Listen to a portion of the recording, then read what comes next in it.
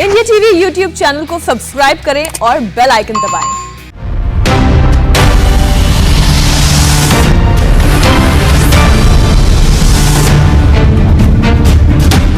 नमस्कार, वक्त हुआ है सबसे बड़े इलेक्शन शो अब की बार किसकी सरकार का। तो मैं आपको बता दूं, नजर उत्तर प्रदेश और पंजाब की तमाम खबरों पे होगी जो 2022 के चुनाव पर जिनका असर पड़ने वाला है। तो बिना देर किए देखते हैं आज की 3 बड़ी खबरें क्या हैं। तो सबसे पहले बात आज की पहली बड़ी खबर की। उत्तर प्रदेश में ओबीसी की पॉलिटिक्स फुल ऑन है। लोकसभा के बाद राज्यसभा में भी ओबीसी बिल पास हो गया। राज्यों को ओबीसी लिस्ट बनाने का हक मिलेगा। अब बीजेपी का दांव पर पिछड़े मुसलमान हैं। उसकी नई कमेटी में 11 पिछड़े मुसलमान शामिल किए गए हैं। क्या उत्तर प्रदेश में बाकी दलों से 10 कदम आगे चल रही है योगी? पूरी डिटेल में आपको आगे बताऊंगा, लेकिन जरा जल्दी से बात कर लेते हैं आज की दूसरी बड़ी खबर। प्रियंका गांधी भी उत्तर प्रदेश में सुपर एक्टिव हो चुकी हैं। आज कांग्रेस ने यूपी में 38 लोगों की चुनाव कमेटी बना दी।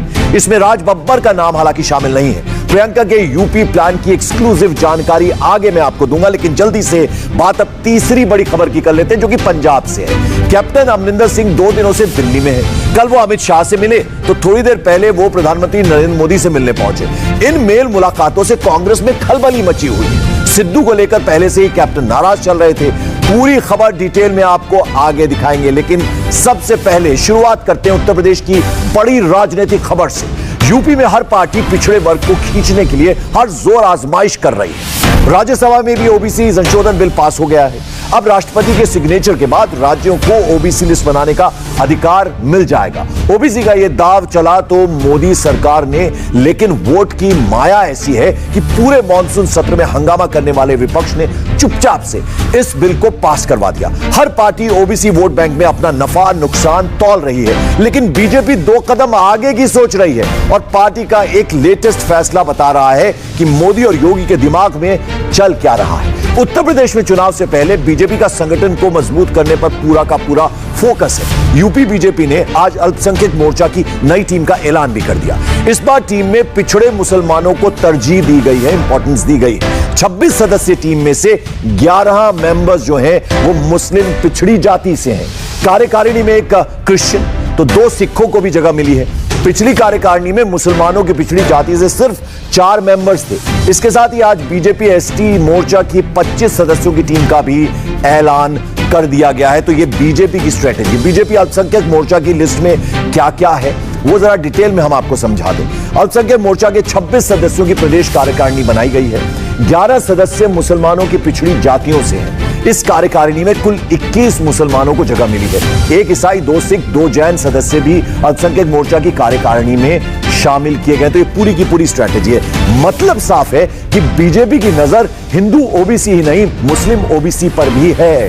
उत्तर प्रदेश में मुसलमानों की आबादी लगभग 19% है। मुसलमानों की आबादी में लगभग 52 से 55% यानी 52 से 55% ओबीसी। मुसलमानों में वो अगर हम बात करें तो अंसारी हैं, अलवी हैं, अब्बासी, कुरैशी और मंसूरी ओबीसी ये माने जाते हैं। ओबीसी में सबसे ज्यादा अंसारी हैं जो बुनकर होते हैं, लगभग 20% ये है। उसके अलावा अलवी की आबादी 10 से 12% है, जबकि अब्बासी जाति की आबादी जो है वो 7 से 8% है। वहीं बीजेपी अल्पसंख्यक मोर्चा में पिछड़े मुसलमानों को शामिल करने पर पार्टी ने कहा कि इन नेताओं की अपने अपने समाज में अच्छी खासी पकड़ है, जिसका 2022 के जो विधानसभा चुनाव है उसमें फायदा होने वाला है। इस बीच आपको बता दें कि ओबीसी की अगर हम बात करें, असल में 52% के आसपास आबादी जो है वो पिछड़ी जातियों से आती है। एक बड़ी जाति को बड़ा प्रतिनिधित्व मिलना उनका हक देना है। और भारतीय जनता पार्टी सबका साथ, सबका विकास और सबका विश्वास के साथ क्योंकि राजनीति करती है, तो जिसकी जितनी हिस्सेदारी है उसकी उतनी भागीदारी है। हमने सभी को समान रूप से, समान भाव से एक काम करने का और सभी जाति बिरादरियों को एक मौका दिया है इसमें। असल में मोदी जी और योगी जी पिछड़ी जातियों और पिछड़े लोगों के लिए और जो अंत्योदय का नारा लेकर पार्टी आगे बढ़ी है। जो लोग समाज में पिछड़ गए हैं या पिछड़ी जातियों से हैं, उनको लगातार पार्टी ने आगे लाने का, उनको योजनाओं में हिस्सेदारी देने का, उनको पार्टी ने एक मुख्य धारा में लाने का काम किया है। तो अल्पसंख्यक मोर्चा पार्टी की जो रीति नीति और पार्टी का जो ऊपर के संगठन का दिशा निर्देश है उसी पर काम कर रहा है। इस बीच आपको बता दें, ओबीसी वाला 127वां संविधान संशोधन बिल राज्यसभा में भी पास हो चुका है। लोकसभा के बाद राज्यसभा में भी विपक्ष ने बिना हाय तौबा के इस बिल को पास करा दिया। कल लोकसभा में बिल के समर्थन में 385 वोट पड़े और विपक्ष में एक भी वोट नहीं पड़ा। राज्यसभा में भी ऐसी ही तस्वीर दिखी, विपक्ष में एक भी वोट नहीं पड़ा। चर्चा के बाद सर्वसम्मति से यह बिल पास हो गया और अब राष्ट्रपति के साइन के बाद ओबीसी बिल कानून बन जाएगा, जिसके बाद राज्यों को ओबीसी लिस्ट बनाने का हक मिल जाएगा। राज्य सरकारें अपने राज्य के हिसाब से अलग अलग जातियों को ओबीसी कोटे में डाल सकेंगी। इससे हरियाणा में जाट, राजस्थान में गुर्जर, महाराष्ट्र में मराठा, गुजरात में पटेल, कर्नाटक में लिंगायत आरक्षण का रास्ता साफ हो सकता है। ये जातियां लंबे समय से आरक्षण की मांग कर रही हैं और चुनाव वाले राज्यों में अगर बात करें, उत्तर प्रदेश में 39 नई जो जातियां हैं ओबीसी में शामिल हो सकती हैं। उत्तर प्रदेश की अगर हम बात करें तो फिलहाल ओबीसी समुदाय 40% यानी 40% से ज्यादा है। वहीं संसद में ओबीसी बिल पास हो गया, मोदी सरकार इसका क्रेडिट ले रही है, लेकिन विपक्षी दल भी पिछड़ों का सबसे बड़ा हमदर्द बनने की कोशिश कर रहे हैं। असदुद्दीन ओवैसी ने तो यहां तक कहा है कि बीजेपी सरकार बिल ओबीसी समाज के हित में नहीं लाई, बल्कि उनका वोट लेने के लिए लाई है।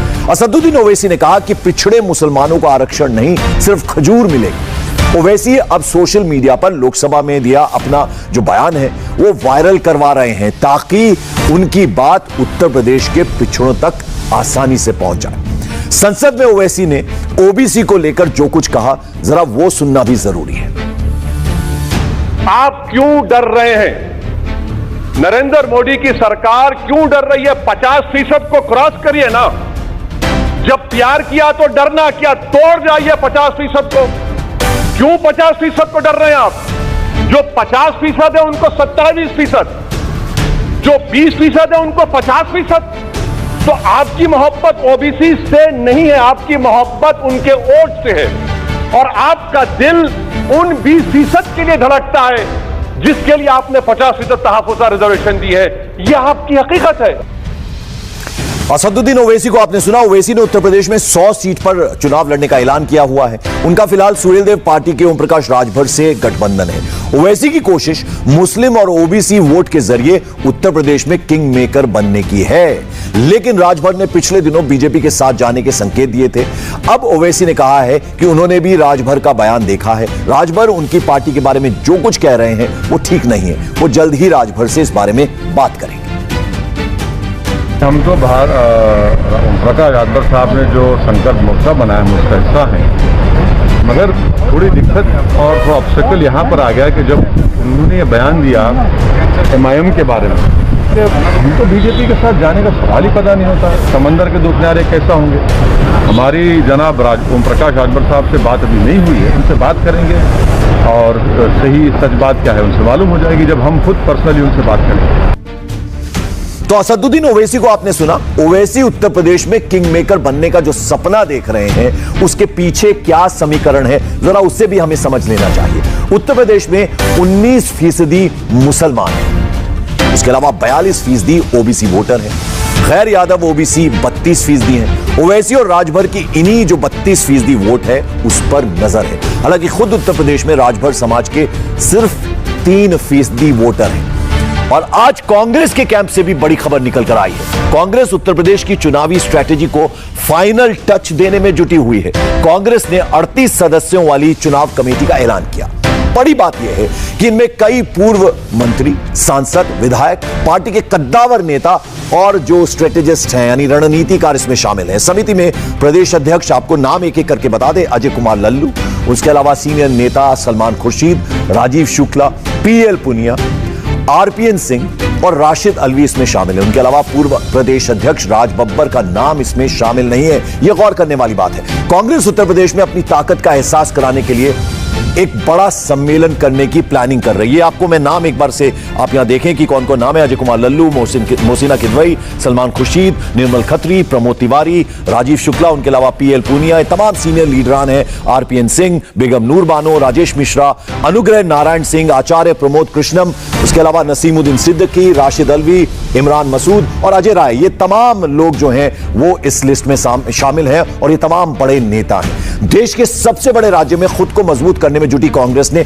9 अगस्त से उत्तर प्रदेश के सभी 403 विधानसभा क्षेत्रों में प्रदर्शन शुरू किया है। कांग्रेस योगी सरकार के खिलाफ भाजपा गद्दी छोड़ो ऐसे आक्रामक नारे के साथ मैदान में उतरी है। प्रियंका गांधी इसी नारे के सहारे कांग्रेस उत्तर प्रदेश की सियासत में फिर से अपना संगठन खड़ा करना चाहती है। पार्टी की पूरी कोशिश नए कलेवर में नजर आने की है और मिशन उत्तर प्रदेश को प्रियंका गांधी लीड कर रही हैं। कांग्रेस उत्तर प्रदेश में लोकल मुद्दों पर योगी और बीजेपी को घेर रही है। कौन कौन से मुद्दे हैं? इनमें मुद्दे जो हैं वो हैं किसान, उसके अलावा बेरोजगारी, महिला सुरक्षा, इसको भी बड़ा मुद्दा बनाने की कोशिश है और ये स्ट्रेटेजी है मेगा प्रोटेस्ट करना, 700 ट्रेनिंग कैंप्स, कांग्रेसियों को ट्रेनिंग, बूथ मैनेजमेंट की ट्रेनिंग, ये तमाम जो चीजें हैं इस पर फोकस, इस पे ध्यान देना शुरू कर दिया है। यही नहीं, कांग्रेस कार्यकर्ताओं की ट्रेनिंग के लिए 700 शिविर लगाने की तैयारी भी कर रही है। उसके अलावा रायपुर में उत्तर प्रदेश के कार्यकर्ताओं को पहले से ही ट्रेनिंग दी जा रही है। नए ट्रेनिंग कैंप शिविर अगले हफ्ते से यानी अगले सप्ताह से शुरू हो जाएंगे। पार्टी इन प्रशिक्षण शिविरों में कांग्रेस के इतिहास के साथ साथ आरएसएस और बीजेपी की सच्चाई भी बताएगी, साथ ही उन्हें बूथ मैनेजमेंट भी सिखाया जाएगा। तो इस पर अच्छा खासा जोर कांग्रेस पार्टी का है। तो उत्तर प्रदेश की इलेक्शन पॉलिटिक्स में आपको हमने बताया काफी कुछ, लेकिन आज पंजाब की पॉलिटिक्स को लेकर दिल्ली से एक बड़ी खबर आई है। इसको लेकर आज दिल्ली में एक बड़ी डेवलपमेंट हुई है। मुख्यमंत्री कैप्टन अमरिंदर सिंह ने आज दिल्ली में प्रधानमंत्री नरेंद्र मोदी से उनके आवास 7 लोक कल्याण मार्ग पर जाकर मुलाकात की। तस्वीरों में आप देख सकते हैं अमरिंदर सिंह शाम 6 बजे मोदी से मिलने पहुंचे। पंजाब में जिस तरह से सिद्धू और अमरिंदर को लेकर कांग्रेस में कलह चल रही है, ऐसे माहौल में यह मुलाकात बेहद अहम बताई जा रही है। कल ही अमरिंदर सिंह ने गृह मंत्री अमित शाह से भी मुलाकात की थी और आज प्रधानमंत्री नरेंद्र मोदी से वो मिले हैं। अमरिंदर सिंह 2 दिन से दिल्ली में हैं। कल वो सोनिया गांधी से मिलने के बाद गृह मंत्री अमित शाह से भी मिले थे, उनसे किसानों के मुद्दे पर बात की थी और आज वो प्रधानमंत्री मोदी से मिलने पहुंचे। कांग्रेस के भीतर इन मुलाकातों से खलबली मची हुई है क्योंकि सिद्धू को लेकर अमरिंदर की नाराजगी पूरी तरह से अब तक दूर नहीं हुई है। तो ऐसे में ये मुलाकात जो है काफी अहम है और पंजाब के मुख्यमंत्री की प्रधानमंत्री से मुलाकात हुई है, जैसा कि हमने आपको तस्वीरें भी दिखाई। और आपको बता दें कि नए किसान कानून को रद्द करने की उन्होंने मांग की, जब प्रधानमंत्री को उन्होंने चिट्ठी भी सौंपी है बाकायदा।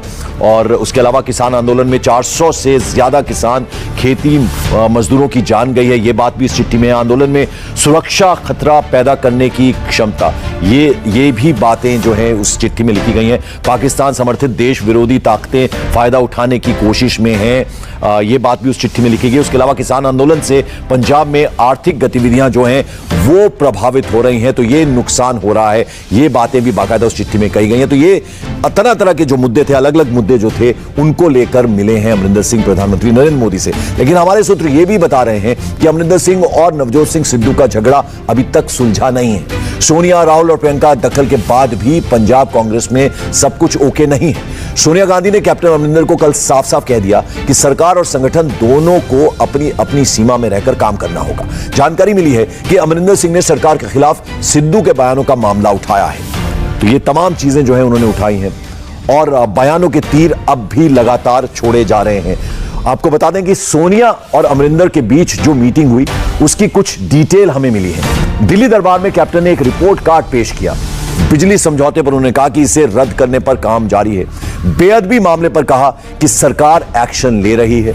उसके अलावा ड्रग्स नेटवर्क पर कहा कि तस्करी पर शिकंजा कसा जा रहा है। ये तो तमाम बातें अमरिंदर सिंह की तरफ से कही गई अपनी सफाई में। चुनाव की ढेर सारी खबरें अभी और बाकी हैं। 5 मिनट के एक ब्रेक के बाद मैं लेकर आऊंगा चुनाव 40।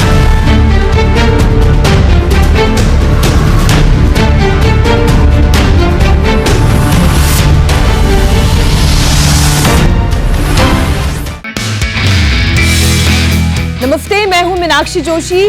वीडियो और खबरों से अपडेट रहने के लिए India TV YouTube channel subscribe करें, बेल आइकन दबाना ना भूलें। जुड़े रहें इंडिया टीवी के साथ।